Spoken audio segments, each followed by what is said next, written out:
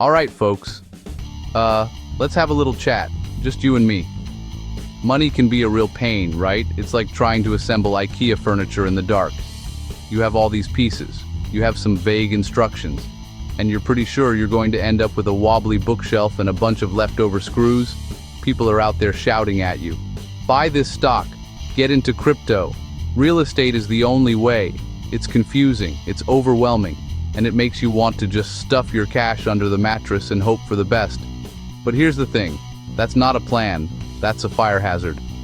So, here's my promise to you today. We're going to cut through all that noise. I'm going to give you a simple step-by-step plan, a financial ladder if you will. You start on the first rung, and you don't move up until you're steady. Some steps are about building a safety net, others are about grabbing free money, and some are about long-term growth. Get the order right, and you build a solid foundation. Get it wrong, and the whole thing could come tumbling down. Think of your money like a team of little workers. You're the boss.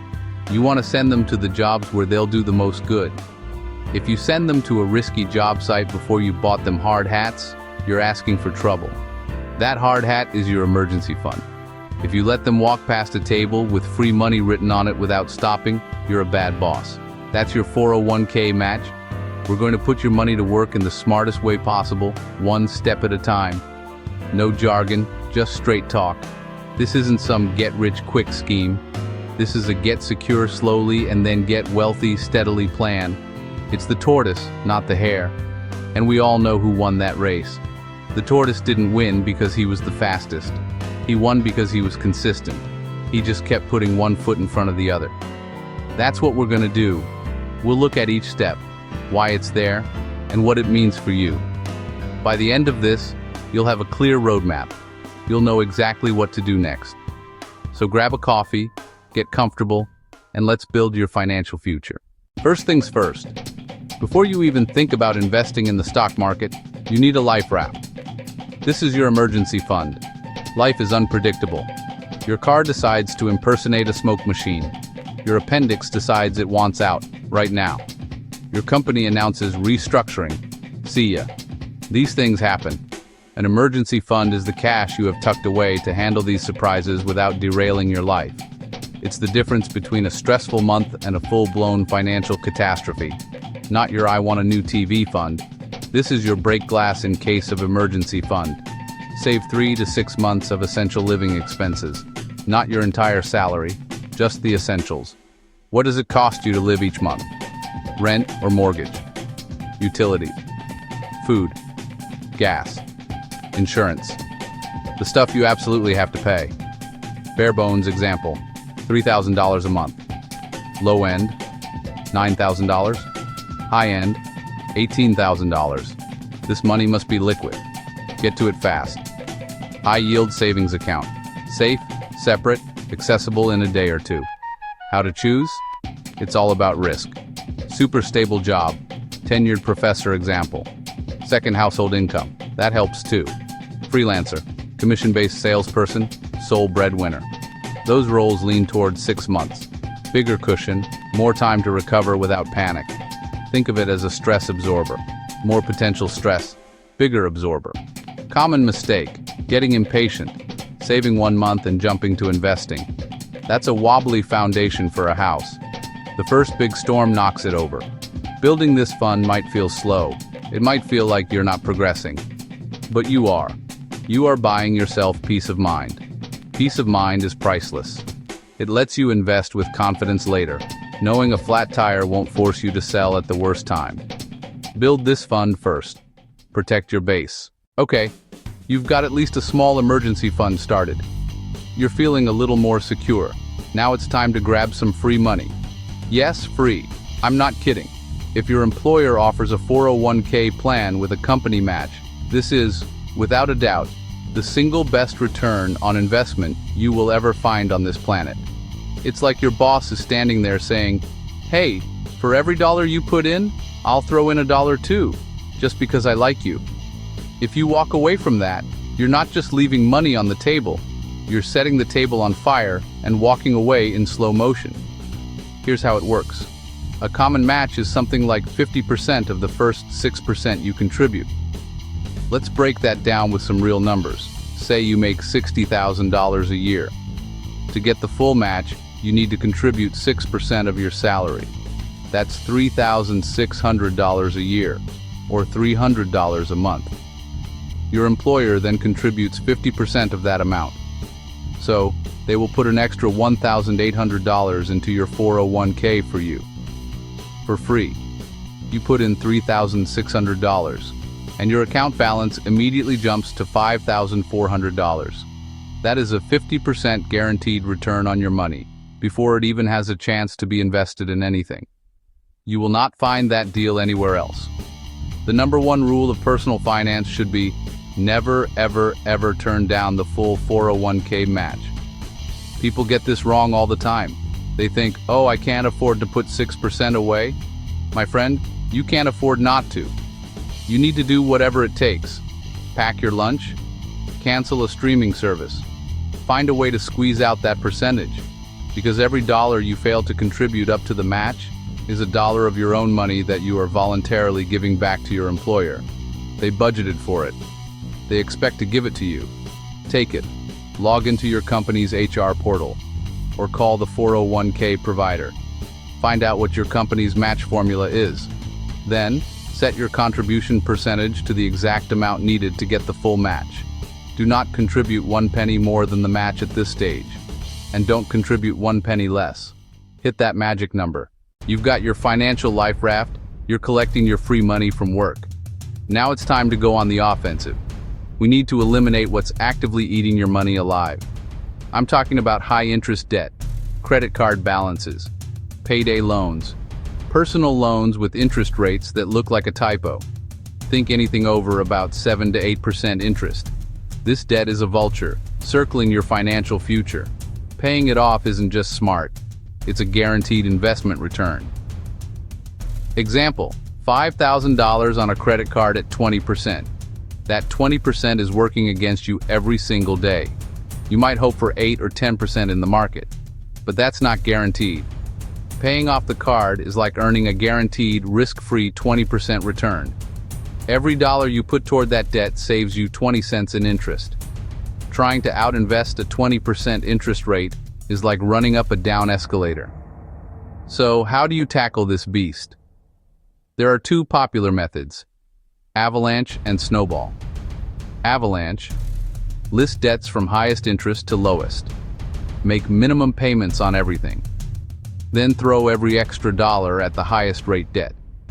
When it's gone, take that payment and attack the next debt. Snowball: list debts from smallest balance to largest. Attack the smallest one first for a quick win. Either method works. Pick one and stick with it. Don't spread your money too thin. Paying a little extra on all debts, while also trying to invest in a Roth IRA, is a mistake. Focus is your superpower. After you secure your 401k match, make annihilating high-interest debt your primary goal. Be ruthless. Be relentless. Every dollar you free from the clutches of interest starts working for you. It's a battle for your financial freedom, and it's one you can absolutely win. Congratulations, you've built your safety net. You're getting free money, you've slain the debt dragons, your financial house is clean and in order. Now we can start the really fun part, serious long-term wealth building. And the first place we're going to go is a magical account called a Roth IRA. An IRA is an individual retirement arrangement. The Roth part is what makes it special.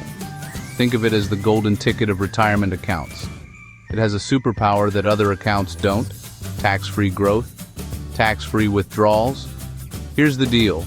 With a Roth IRA, you contribute money that you've already paid taxes on. So, if you put in $100, that's $100 of your take-home pay. But once it's in the account, it grows and grows for decades, completely tax-free. And when you reach retirement age and start taking money out, you pay zero. Zilch. Nada.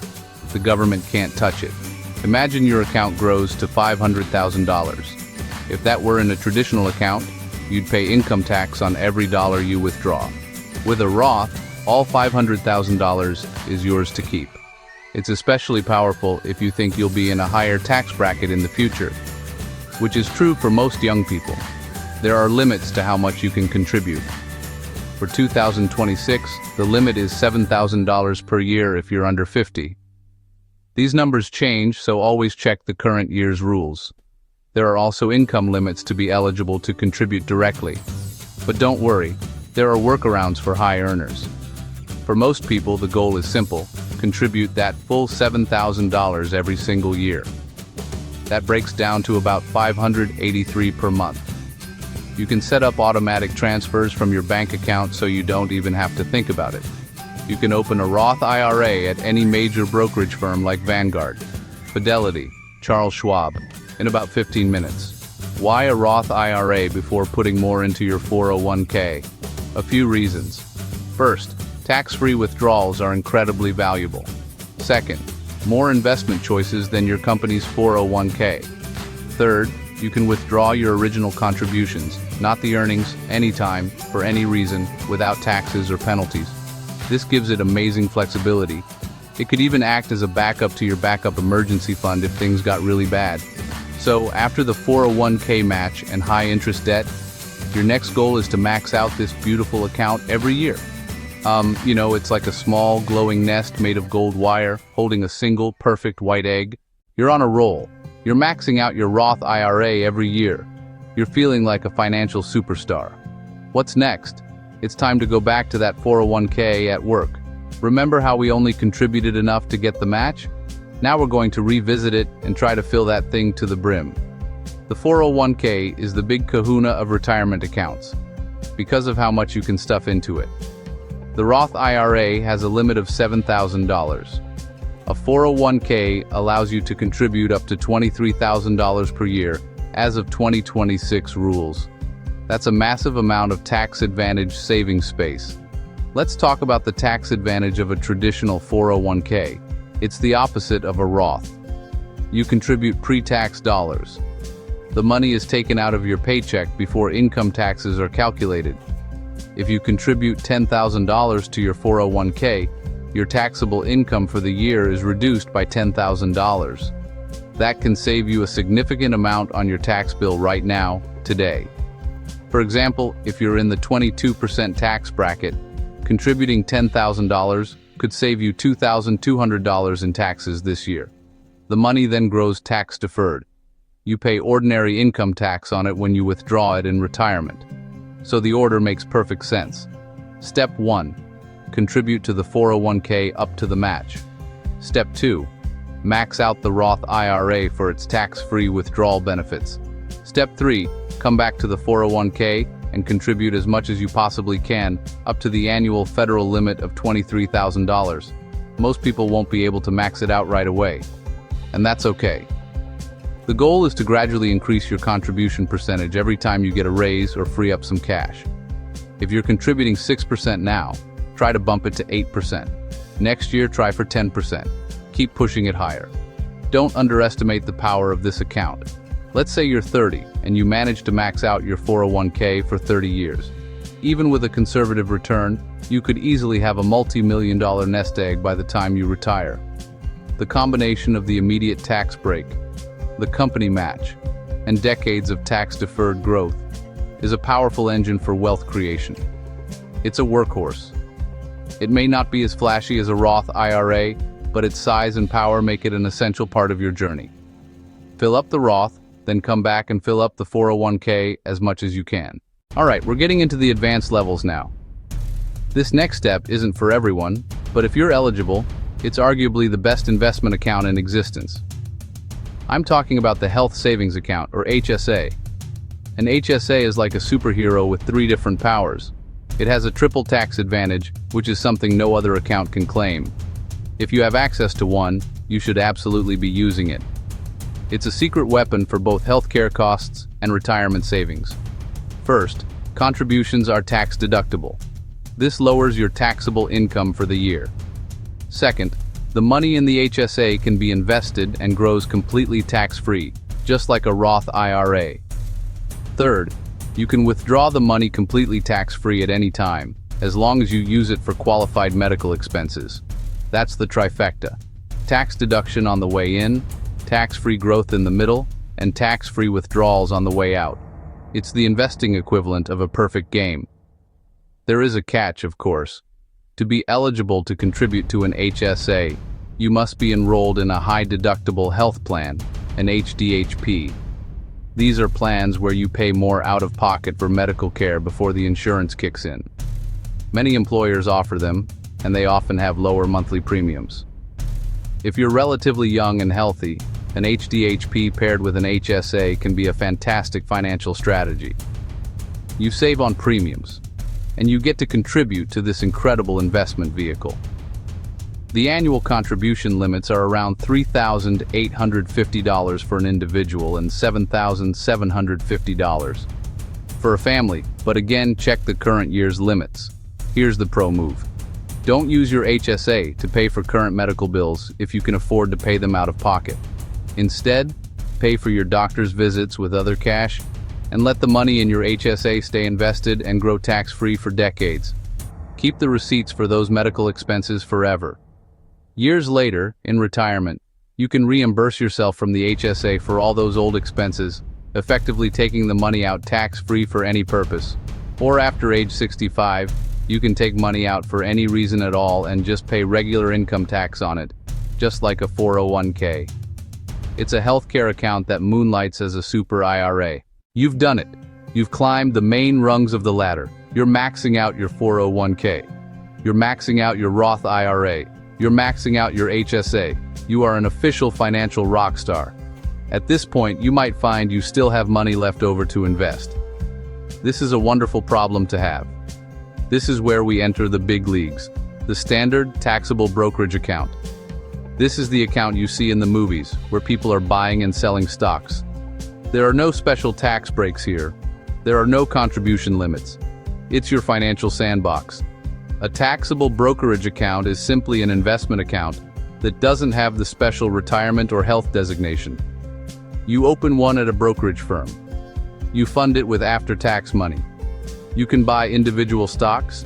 You can buy bonds. You can buy mutual funds. You can buy ETFs, exchange-traded funds. The key difference is the taxes. When your investments pay you dividends, you'll owe taxes on them in the year you receive them. When you sell an investment for a profit, you'll owe capital gains taxes on that profit. It's less efficient than tax-advantaged accounts, which is why it comes later in our order of operations. So what should you invest in here? For most people, the best strategy is to keep it simple. Low-cost, broad market index funds or ETFs are your best friends. They let you own a tiny piece of hundreds or thousands of companies at once, like the S&P 500. That gives you instant diversification and tracks overall market performance. It's a set-it-and-forget-it approach that has historically outperformed most high-paid money managers. You can set up automatic investments every month and let your wealth grow over time. Use this account for a down payment on a house. Use this account for a child's education. Use this account for extra retirement savings. Once your taxable account is well funded and growing, consider Step 8, alternative investments. This is the top of the ladder, the expert level. Buying rental properties, investing in a small business, art, wine, private equity. These can offer high returns but come with higher risk. They often have less liquidity. It's hard to sell a house in an afternoon. They usually require more work and expertise. This is not a place for beginners. This is the final frontier. Explore only after you have a massive, solid foundation from the earlier steps. So there you have it. The 8 rungs on the ladder to financial security. It's not complicated, it's a logical progression. You build your safety net, grab the free money, eliminate your financial enemies, use every tax-advantaged tool in the shed. Let's recap the order one more time. 1. Emergency fund. 2. 401k, match. 3. High-interest debt. 4. Roth IRA. 5. Max 401k. 6. HSA. 7. Taxable brokerage. 8. Alternatives. Follow this order and you can't go wrong. For Sarah, 28, single, making $50,000. Her first goal is a $9,000 emergency fund. While building that, she contributes 6% to her 401k to get the $2,500 match. Once her emergency fund is solid, she'll attack her $5,000 credit card debt. After that's gone, she'll open a Roth IRA and work toward contributing $7,000 a year. Next action today, check her 401k contribution rate to make sure she's getting the full match. For Mike and Jess, 35, married, making $120,000. They need a bigger emergency fund, maybe $18,000. Their first move is ensuring both get the full 401k match at their jobs. Then they'll max out 2 Roth IRAs, one for each of them, $14,000 total. After that, they'll increase 401k contributions, aiming to max both out. Next action today, automate monthly contributions to their Roth IRAs. For David, 40, sole earner for his family, making $90,000. Safety is key. He needs a full 6-month emergency fund, maybe $25,000. After getting his 401k match and paying off lingering high-interest debt, he'll fund a Roth IRA for himself. He'll also fund a spousal IRA for his non-working partner if they're eligible. Then he'll push as much as he can into his 401k and push into his HSA if available to lower taxable income. Next action today, increase the automatic transfer to his savings account to build that 6-month cushion faster. The journey of 1,000 miles begins with a single step. Don't be intimidated by the whole ladder. Just look at the next rung. What is your very next step? Is it saving another $100 for your emergency fund? Is it logging in to your HR website to up your 401k contribution by 1%? Is it making one extra $50 payment on your credit card? Whatever it is, do it today. Don't wait.